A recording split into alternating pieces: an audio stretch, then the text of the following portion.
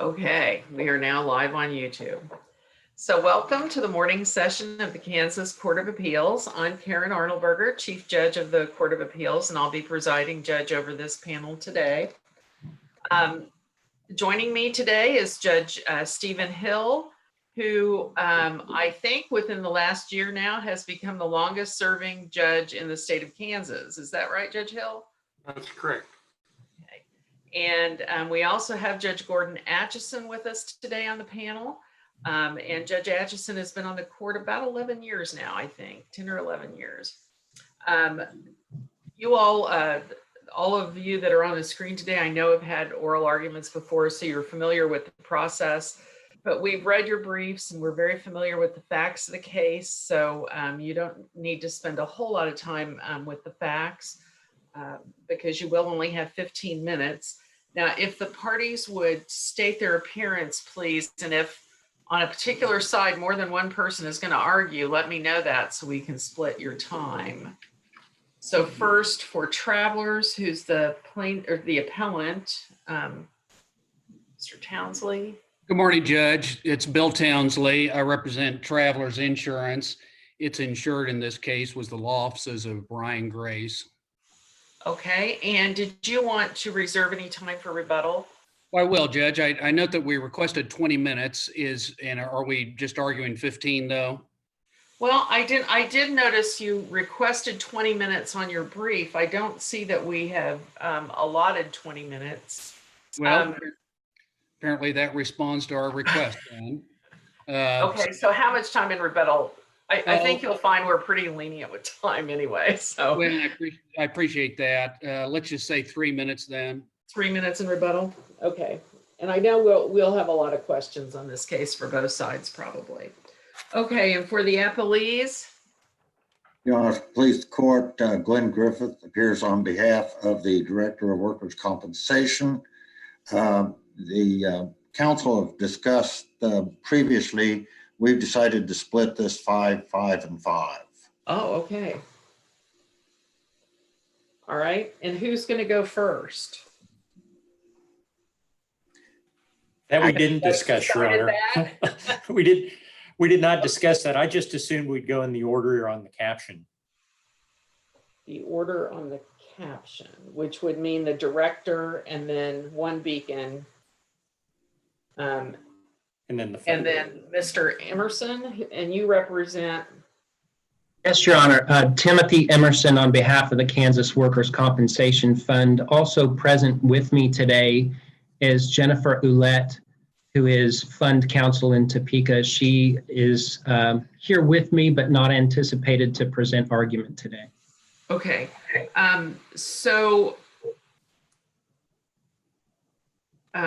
All right, and I guess I just have an abbreviated caption here, Mr. Cuban, so you've thrown me.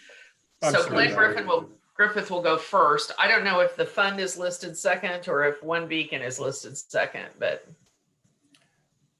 I show Onebeacon, but I'm certainly willing to go third, Your Honor. This is Kip Cuban on behalf of Onebeacon Insurance Company, formerly known as Commercial Union Insurance Company, if that helps clear up some of the parties. Okay, so you'll go last, and Mr. Emerson will go second. That's how you. Thank you, Your Honor. Do it. Okay. With that, you will notice probably all three of us looking around in different directions, as I'm sure you may be too. I know I have two screens here, so you may see me looking this way or this way. I just want you to know that I am paying attention to your case. I have my notes up on the screen, and then I'll also be trying to keep track of time. So with that, Mr. Townsley, if you want to go ahead and jump in, we'll get started. Thank you, Judge. Again, may it please the court. I'm Bill Townsley. I represent Travelers Insurance. Travelers insured in this case with the law offices of Brian Grace, and this case arises out of a dispute between his legal secretary, Tamara Barker, and her claim for workers' compensation benefits that extended for about a 9-year period. As we discussed before, Your Honors, I'd request 3 minutes in rebuttal. Right. we've identified 5 issues in our request of appellant today is to vacate the decision of the Workers' Compensation Appeals Board, which leads us here today. I'll start by again saying that this is a convoluted case in which this is not the first appearance in the Court of Appeals.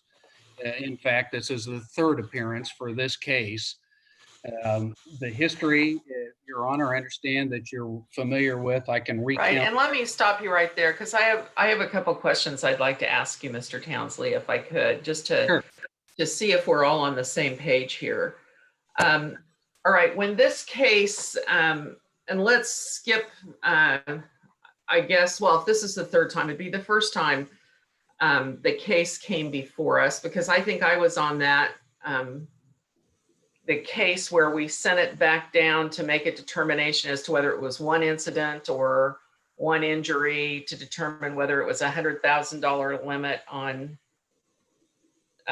in total, or 100,000 on each claim, I think, so, something to that effect. We sent it down back for a specific purpose. The board made that decision, and then there was no further appeal from that. So that case ended in March 2014. Would that be correct? I agree, Judge. That case was over. Okay. Yes. And then Onebeacon then went to the director to request payment from the fund for an overpayment, because it had made the payments early on in the case, so that the injured worker here has been paid, and that's not an issue. This is a dispute between the director and Travelers and Onebeacon as to who's going to get paid what, and who's going to pay it, right? Correct. But the case, so when the director says, instead of what the administrative law judge said, that the fund would pay for the basic overpayment that Onebeacon made, the director said, no, based on the law, Travelers has to make that reimbursement. So Travelers appealed on 2 grounds: a mandamus action to get the director to do what they argued he was required to do, and an appeal of the director's decision under the KJRA, I think. So that case came to us. We remanded it to the board, and that decision was not appealed. And so that decision was final, correct? Now, That the board did in not retain jurisdiction over this case, did it? It simply remanded it for the board to make a decision. You mean since the last, from the Travelers appeal? From the Travelers appeal, when we said, you know, the board is the one that needs to figure out who pays, who's responsible for payment. So we're going to send it back to the board for them to make that determination. Right. And we did not retain jurisdiction over the case, and the case was final then when it wasn't appealed. Is that right? Well, I think that would be one way to look at it. Although, Judge, I think part of the issue here is you said you remand it back to the board. Well, it never come from the board in the first place. That's part of Well, the I understand that issue. I understand that, and we'll get to that. Right. But I'm just saying, you know, right, whether the decision was right or wrong, that was the decision. That decision was not appealed. True. Correct? Correct. Okay. And then when you get before the board, all of you take the position that the board didn't have jurisdiction to hear the case, including Travelers. And so my question is, why didn't you appeal the order of this court remanding the case to the board? Why was that not appealed? Well, and I agree, Judge. That was my preference. That was my recommendation to my client was, hey, let's appeal this. It's not right to remand this back to the board. It didn't come from the board. My client elected not to do that, thinking for 2 reasons. One, petitions on review at that time were 500 days, and they may still be, I don't know. But there was a thought by my client that the board would fix this by saying, hey, we don't have jurisdiction from this case this civil case from the Court of Appeals. We don't have jurisdiction, so it would be resolved at that point. My How would clients, it be resolved at that point? pardon me, If they said, if they said, or if we find there was no jurisdiction for the board to make any decision in this case, where does that put us? We have a prior opinion of the court then that really this panel would be saying had no effect. So I'm trying to see how Travelers prevails in this ever under any scenario. well, Because if we say that the board did have jurisdiction, then there may be other issues, but one result could be if we say the board did have jurisdiction, and if the board, pursuant to statute and a reasonable interpretation, found that Travelers is who should pay, and we reviewed that, Travelers could lose. Or if we say the board never had any jurisdiction to do this, aren't we back to the director's decision saying that Travelers has to pay? well, I Because don't think so. Never been overruled by anyone. Right now, and I think, Judge, what the prior panel did with this case was determine that the director did not have the authority to make a decision that reversed the administrative law judge's decision about who should reimburse whom. But we don't get to go back. This was not, the jurisdiction was not, we didn't keep jurisdiction on the case. So this panel can't go back and redo what that other panel did, or say, well, the second half of their opinion was wrong, so we're going to say the first half of their opinion rules. I mean, are you saying we can do that? No, what I'm saying, Judge, is in my interpretation and from the last decision was the director was incorrect in issuing his order. If the panel is determined that the director is incorrect, then the director's order requiring Travelers to reimburse Onebeacon would be an invalid order. But the panel didn't find that. That wasn't their order in the case. That wasn't their direction in the case. Well, the panel remanded it to the board for a decision, and the decision then, it would, I guess our position then is that there was the issue was for the board to decide. And that's I guess where this all falls off the rails, is that every party didn't believe the board had jurisdiction to make this decision. So you should have appealed. Oh, no, and again, Judge, that was my recommendation. That didn't happen. Well, But but doesn't that mean though that if you didn't appeal, that you're going to have to live with whatever result that ends up being? If this panel determines that there was no jurisdiction for the other panel to remand the case, and that was the only order they had, was to remand the case, then aren't you back to the director making his decision? Nobody has found that the director's decision was wrong. Well, I think the judge, I guess our position is the order on remand should have gone to the court where I understand that. I understand that. And I'm saying if we give you that, if we say that's correct, if we agree with all of you that there was no jurisdiction for the board, I'd like to hear, I would like to hear from all of you about where you think that leaves us. Okay, and I'm sorry, Judge Hill. Yeah, my question, I want to phrase it a little differently than what Judge Arnoldberger is being. In my view, we've got an issue concerning the law of the case. And that is an order by the prior panel that sent it to, referred this to the board. And the board, even though they said they didn't have jurisdiction, did act upon it. But with that not being appealed, is that not the law of the case? And all of the parties are bound by that. well, Is in that not judgment, so? yeah, Including your client, travelers because they chose not to appeal. You know, choosing not to appeal has consequences. Right. Judge, if we talk about the law of the case, then, I look back at the decision of the administrative law judge was the law of the case.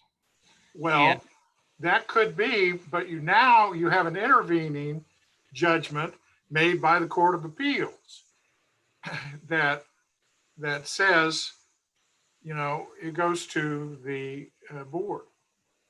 And there wasn't a decision in the prior panel saying that that the director was right or wrong. It was a remand for a determination. And you didn't ask for more, you didn't file anything with the court saying, hey, court, will you give us a decision on whether the director was right or wrong as part of your order? You didn't make any kind of request like that? Well, we did request a rehearing or modification, Judge. On that basis? Well, I think on the basis that it was remanded back to the court it didn't come from. Oh, okay. And then so there's a modified decision then issued after that. Okay, all right. I wasn't aware of that part. Okay. All right. Go ahead. Well, thank you, Judge. Again, our 5 issues is whether the board's order should be vacated. And again, we've got the 5 issues of whether the board's order should be vacated. That's a jurisdictional issue. We have unlimited standard of review here. There are 2 issues of whether the director has standing, whether the fund are proper parties. Those are standing issues. Again, unlimited review. We then look at the law of the case. And again, here, our position is that the case was decided 7 years ago. It's being relitigated now. We believe the law of the case existed before. And then finally, whether there's an issue of travelers, whether the board erred in ordering travelers. And this is the issue of, should we be under KSA 44-534A or 44-556? That's the dispute between the panel that what the judge originally ordered was a 534 reimbursement.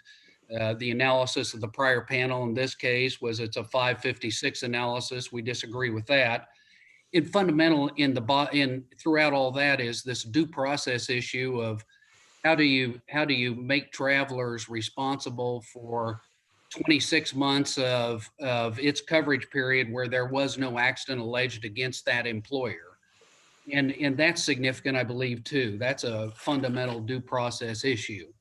So again, our starting point is that the remand to the board, we're back in front of the court, and I understand Your Honor's question, but we're here today. And again, in this weird postural position where we've had an appeal from a civil case from a district court to the Court of Appeals, remanded back to a statutory appeals board panel, and that it was troublesome to the board as well as all the participants. All the parties didn't believe the board had jurisdiction. The board questioned that, and in a 3-2 decision determined apparently that it did because it was directed to do so by this court. But the point is that we have this issue of jurisdiction, and when the case came back to the Court of Appeals or back to the appeals board, it used the district court case caption throughout the pendency of that case. Let me ask you a question, counsel, if I could. Sure. If we were to agree with you, this panel were to agree with you that the Workers' Compensation Appeals Board did not have jurisdiction, does that mean everything it did was a nullity? That everything the board did, Judge? Yes, in response to our order is a nullity? Well, in my view, yes. All right, if that is so, where does that put us? Well, I think we're back here again, and our position is So the district court's order stands? No, and I think that the decision by the prior panel was that the district court erred. And if we go back with a decision that the district court has erred, then then again, we're back to the point where we have the administrative law judge's order, which was the law of the case, which the fund should be liable for reimbursement. And Judge, I think that it's significant also here that that the prior case involved a twofold approach to get to the Court of Appeals, in that we appealed under the KJRA as well as a quo warranto or quo prohibition. And the prior panel, in a decision which was contrary to a prior panel, which one of you were involved with, that determined that the KJRA did apply to a director's decision, which is what we have here. So again, I think that what we're left with is a decision by the district court that's been repudiated. So we're in a position then that that would eliminate the director's ability to change the order from the administrative law judge and require travelers to appeal, or to pay for the fund. All right, and our other issues, again, the primary issue concerns, this procedural morass that we've dealt to get through to come back to here. At the end of the day, there are the two focal issues concerning the determination of where the payment should have been, is interpretation of 44-534A or 44-556. And the board laid out pretty specifically what it thinks applies and why in their decision. True. Correct? I understand that. Okay, all right. Yeah, and we disagree with that. Okay, got it.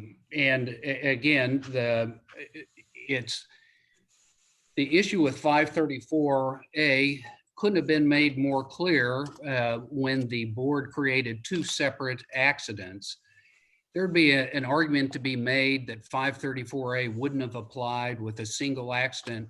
And that's, a curious feature too, is that all the parties involved in this case litigated it initially as a single repetitive trauma claim. And coincidentally, the law regarding determination of notice in workers' compensation cases changed on July 1st, 2006, which presented an issue of determining the date of injury for the claimant. Again, all the parties litigated this as a single repetitive trauma accident. And under that scenario, it would be difficult to say 534A applied because there wasn't a diminution in the benefits received by claimant or paid by the insurance carrier. In fact, when two accidents were created, then at that point, it clearly determined that Onebeacon had paid a $151,000 more than it owed, at least in its position, or at least some amount of money as of June 7th, 2007, when a date of accident was identified for travelers. So the issue of whether 534A applies, absolutely it does.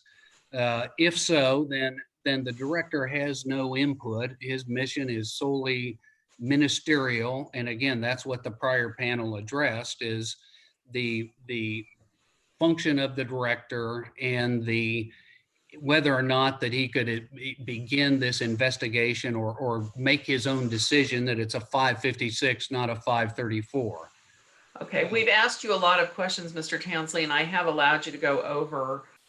So if you have just a sentence or two you want to go over before you finish up, I will give you your 3 minutes in rebuttal. All right. Well, thank you, Judge. And I'll defer to the rebuttal time. Again, the case is well briefed and you're familiar with it. Okay. Mr. Griffith for the director. Please go with Glenn Griffith. One thing I'd like to clarify just a little bit here is in the district court, travelers did not ask for mandamus. They asked for writ of prohibition. And the district court judge did make that distinction in decision, which in fact he did deny the writ of prohibition. He did that part. The other part was he found that he had no jurisdiction to review the Right. order.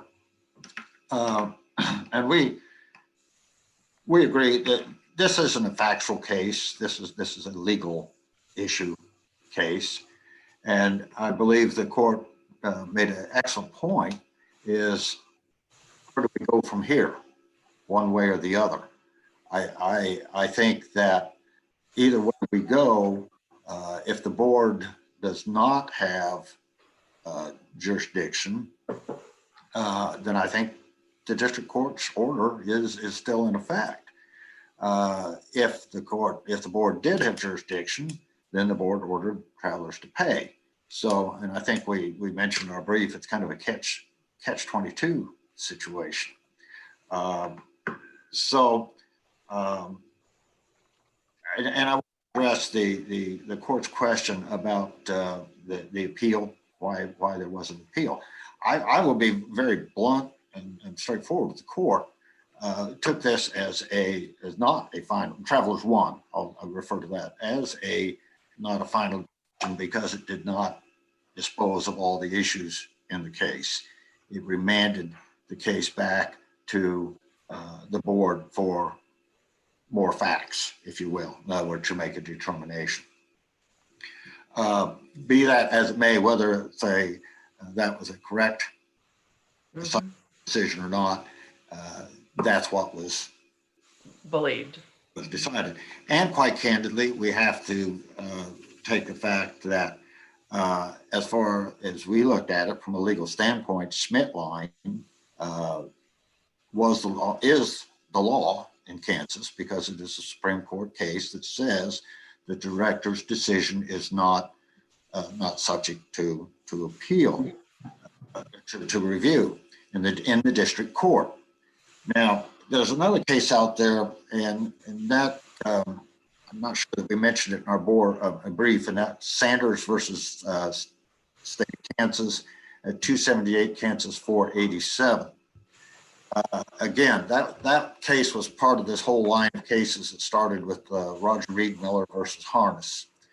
And that case says that KSA 44-556 controls the jurisdiction, the appellate jurisdiction of the workers' compensation. And that the only way that this court, the Court of Appeals, obtains jurisdiction is through an appeal from the board. Now, here we have an appeal from the board. In Travelers One, we did not. But as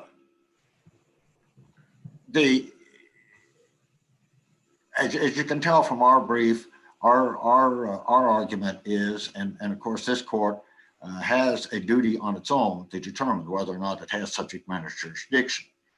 And Schmidt line is basically the law in Kansas as to review of the director's decision. This case, no matter how we got there, is basically a review of the director's decision.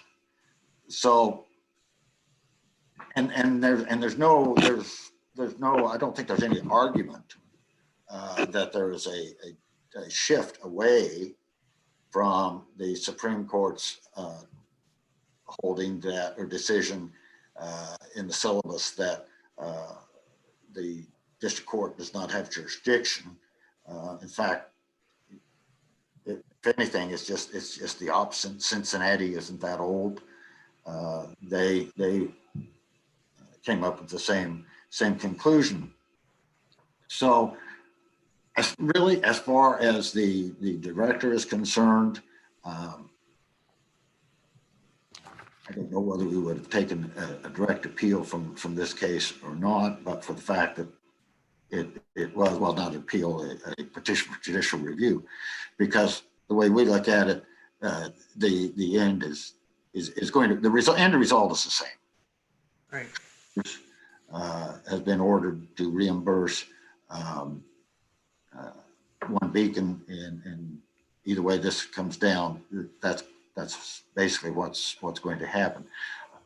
So I probably didn't even take my So nobody disputes that Onebeacon deserves to get paid, and we've been going at this since 2014 and they still haven't gotten paid.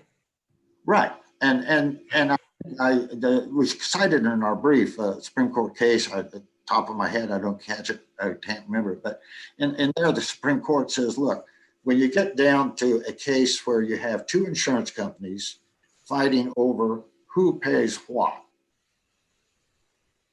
in the district court in a Chapter 60 case between the two insurance companies, and let the district court decide who's responsible for that. It's not a case that should be within the work comp function. Okay. I think that's, unless you have anything you No, that, want to absolutely get forward. Okay, Mr. Emerson for the fund. Yes, Your Honor. May it please the court, just by way of background, I've been a fund attorney since 2013. I started practice in 1999, which is when I first learned of fund involvement in particular work comp cases. The attitude that I saw at that time was one of a lax attitude toward the fund, because after all, it was made up of insurance company money, and oftentimes those fighting over it were insurance companies. We pay assessments into that fund, therefore we should be able to get our money back. In fact, it was a very common thing for practitioners to say in the conference rooms at work comp court, well, you can just get your money back from the fund, or the fund will pay for it. What has happened in recent history, especially since 2013, when I started practicing in fund work, I've noticed a trend of more accountability with respect not only to fund attorneys, but also to how the fund is to be used. You see it with ALJs not necessarily willing to sign off on agreed orders, where the attorneys have decided that we're going to treat this as a doubtful and disputed claim, and you can just go get your money back from the fund. Those instances seem to be declining in terms of fund involvement and attorneys trying to involve ALJs in approval of such agreements. I think that's kind of how we got here. I think in the Travelers decision, the Court of Appeals was astute enough to notice that there are two insurance companies fighting over who owes what.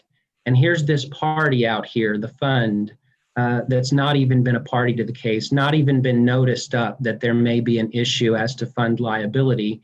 And here we are, the evolution of more accountability with respect to how fund monies are used. Question for you, Mr. Emerson. Do you believe one of the kind of criticisms, I guess, in the board's opinion in this case was the kind of the parade of horribles that is going to happen if the fund is required to be brought into every case that could involve the fund? Do you have a comment on that? I do, and I think from a practitioner's standpoint, we started seeing a lot of cases involving 523F and dismissals, and the fund being impled as a result of pending dismissals on otherwise compensable cases. So that what the fund experienced as a result of the initial Travelers decisions that led us to where we are is an increase in the number of cases where the fund was impled. It is not the fund's position that in otherwise compensable cases that the fund needs to be brought in. I think the board used so the you word— would agree with the board in their comments?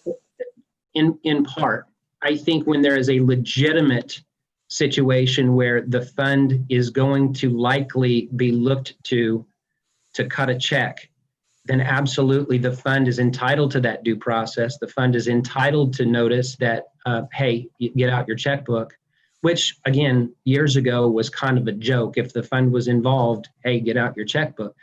If that situation exists, the fund's position is that the fund is entitled to some notice of that, and not at the last minute, not one of those things that is a procedural issue that here we are at the regular hearing, better go ahead and implead the fund and send it in a panic with respect to timelines within which to respond. If the legitimate situation that presents itself where the fund could be liable for benefits, then yes, we believe we're entitled to notice, but not in a situation where there's even a whiff that, oh, well, somewhere down the road, the fund may be involved, so we better implead them now. That does not make judicial sense to do that, economic sense to do that. Thank you. So, as noted, the Court of Appeals was astute enough to notice that this party that hadn't been involved in the litigation prior to that point was being pointed to by these two insurance companies. Essentially, this does come down to a dispute with respect to the appropriate statute in play here. And of course, we believe the director got it right. We believe that the director determined that 44556E was the proper statutory mechanism for payment between two carriers where there was a dispute such as the one in this case, and not 534A. This was not a situation involving disallowed benefits to a claimant who was not entitled to those benefits. No one has ever said that Ms. Barker was not entitled to those benefits. It was a dispute between carriers. We believe that the director got it right in applying the discretion and certifying the amount paid and by whom. And we also believe that I would agree with Your Honor that nobody has found that the director was wrong in that determination. So even though we had an argument at the board level that the board doesn't have jurisdiction here, for us, it was more toward the sort of circuitous route that the case got back to the board. And that was the captions actually changed between the remand from the Court of Appeals and the board. Our position was there was nothing left to be decided on the Barker versus Grace case, and that anything that needed to be decided on the Travelers versus Karns, now Travelers versus King case, would be decided at that district court level. We also believe the district court got it right in that regard. And I think regardless, another astute finding by the Court of Appeals was that the appeals board was in a pretty unique position to decide these types of disputes. They're all former work comp practitioners. They may know some subtle nuances that other tribunals may not catch at the outset. And I think that taking the mandate from the Court of Appeals, the appeals board nevertheless, in applying jurisdiction, covered each and every one of those things that the Court of Appeals asked them to. And I think, again, we have the correct decision. They were also astute enough to determine that, well, we've got these issues out there concerning whether fund involvement is warranted in every case where there could possibly be fund liability. And I think they answered that question appropriately as well. And they even, if I recall here, let me find it.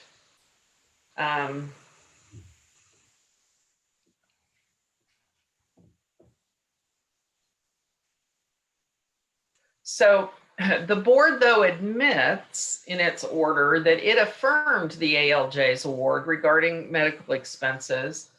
So it understood the confusion in that it didn't, although it made some changes to the ALJ ruling based on the two incidents or injuries, that by affirming everything else, it recognizes that that was improvident. Yes. So I guess when I read that, my thought was, well, then there's then if we're looking at the 2014 case's final, that final decision was the board affirmed the ALJ in that statement. So, and basically then by sending it back, we're giving the board another look at something they already decided in 2014. We're giving them a chance to correct what they may have done improperly in 2014. Right. So. And I read that to mean, and I thought it was somewhat, I actually laughed a little bit, but it was essentially the statement was, in hindsight, we lacked hindsight. And in looking at that, I think what the board was saying was that we affirmed it, but we affirmed it in a general sense. And that general sense We weren't was paying close enough attention. right, in that the fund was out here in the wind, and everybody, well, not everybody, travelers definitely. And Onebeacon, frankly, I think their position has been, we don't care who pays us, we just want to be paid.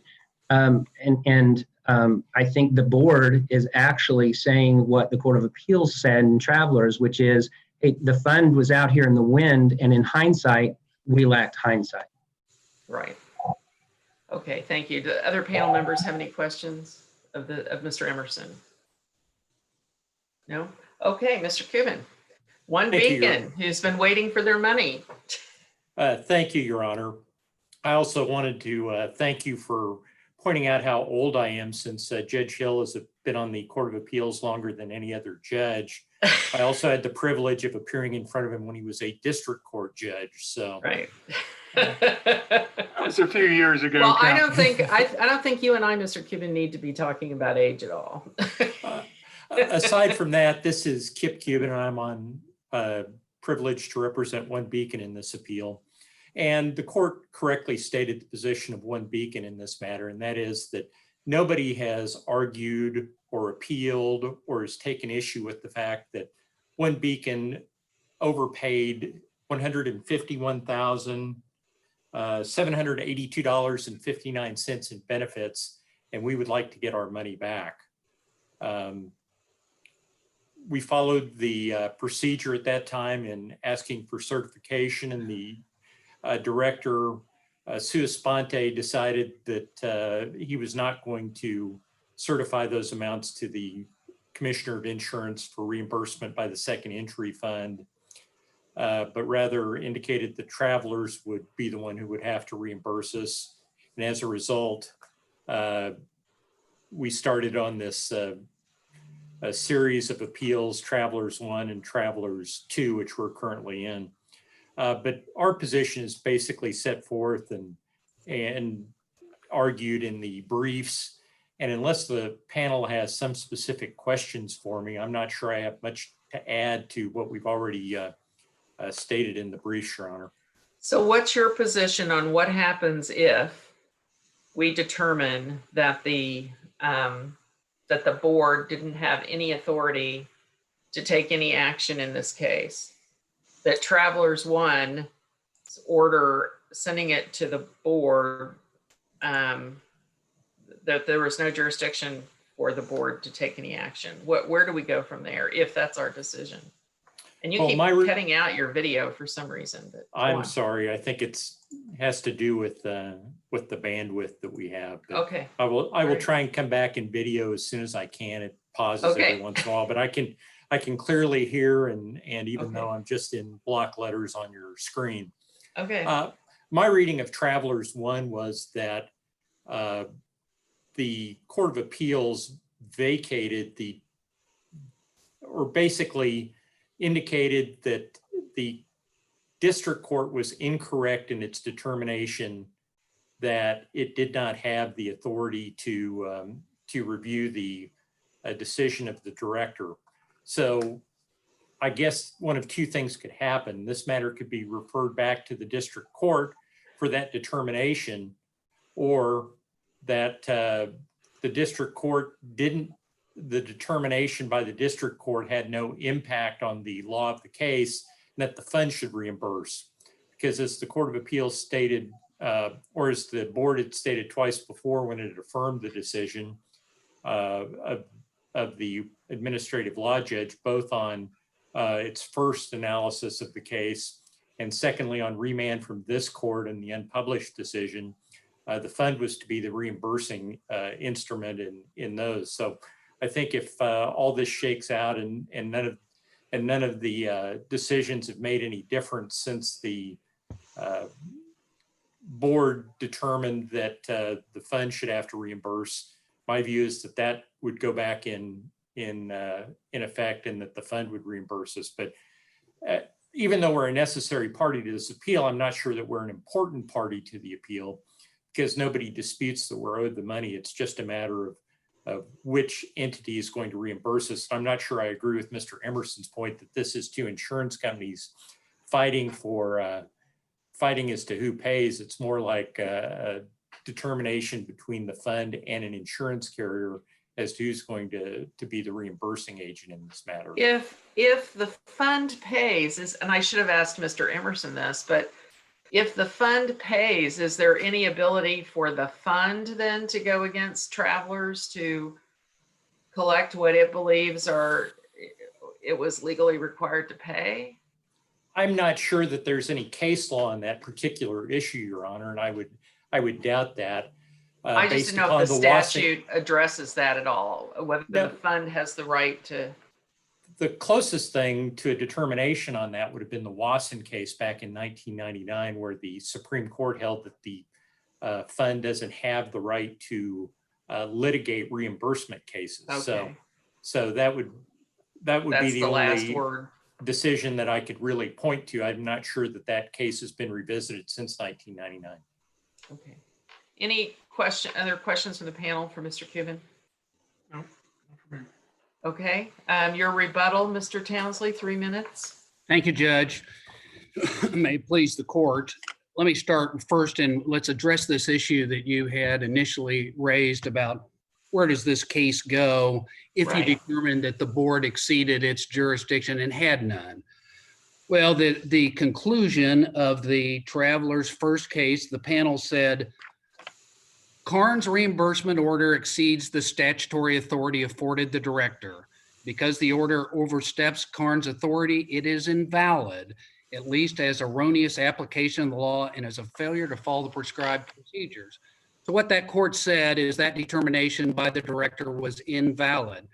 So if we go back to the point where that case, that the director's action is invalid, what we're left with is the Onebeacon's request for certification and the requirement that the director have its ministerial duty to submit that to the fund for payment. That's where we are if we go back and forget that the board had any involvement. That's what the Karns case, the original Travelers v. Karns case says. Karns' reimbursement order exceeded his statutory authority. So again, if this board decides that the appeals board had no jurisdiction, then where we are is that we're left with a request by Onebeacon for certification under 44-534, and it's got to be certified to the fund. I think the issue you raised about, is this a final decision, and the fund does not believe it is, or the director does not, and that may be accurate, Judge, in that as we looked at the prior history of this case, as it comes to this court in 2013 and is remanded, and as you said, it became final in 2014. So if this case has been remanded, no, it's not final yet either, because we're still back again on that issue. So finally, the issue is the identification of 534, and contrary to what Mr. Emerson said, and it's nice to know that this case has existed longer than he's been practicing law, is under 534, it's not an issue of whether the claimant got paid less or should have been paid more. What 534 states is if the compensation in the form of medical benefits or temporary total has been paid by the employer or the employer's insurance carrier voluntarily or pursuant to an award entered under this section, and upon a full hearing, the amount of compensation should be paid back by the fund. Again, there's no statutory process for the fund to be involved in a 534A reimbursement. Again, that's where we are. Finally, my last point is, do we all agree that Onebeacon should be reimbursed? Well, no, we don't. Again, this is the point. The Traveler's date of injury is in June of 2007, 26 months after. Right, but you didn't appeal the 2014 ruling either, which set the date of injury. Right. And again, what it set the date of injury, Judge, was June 7th, 2007. So what we've got is a period between the first injury date, which was February 28th of 2005, And then the second injury occurs then in 2007, 26 months later. Onebeacon has paid what, 100,000 in that period of time. That's before any injury for Travelers. Why should Travelers pay that? I mean, that's a fundamental due process issue for me. So, But the they bottom talk line- about, the board talks about in its decision, the kind of that these injury dates are kind of a made up thing to some extent. I mean, it's, I didn't say that very articulately. well, Judge, in a single repetitive trauma claim, it is a fictive date or a legal Fictitious, fiction, as yes. they like to say. Yes, This is two different employers. It's not fictive for Travelers to be handed $100,000 that occurred 2.5 years before any injury alleged against its insured. okay. So there's a Thank you. significant distinction between the board's legal fictions and what occurred in this case. I get it. And so Okay. again, our position is the appeals board decision lacked jurisdiction. It should be vacated. If it's vacated, the request for Onebeacon for certification of the fund is where we are. Okay, thank you. Any other Thank you. questions from the panel? Okay, thank you all very much. It's a very interesting case. We will take it under advisement and issue a decision as soon as possible. Thank Thank you. you, Your Honor. That, I think Ms. Shiver is going to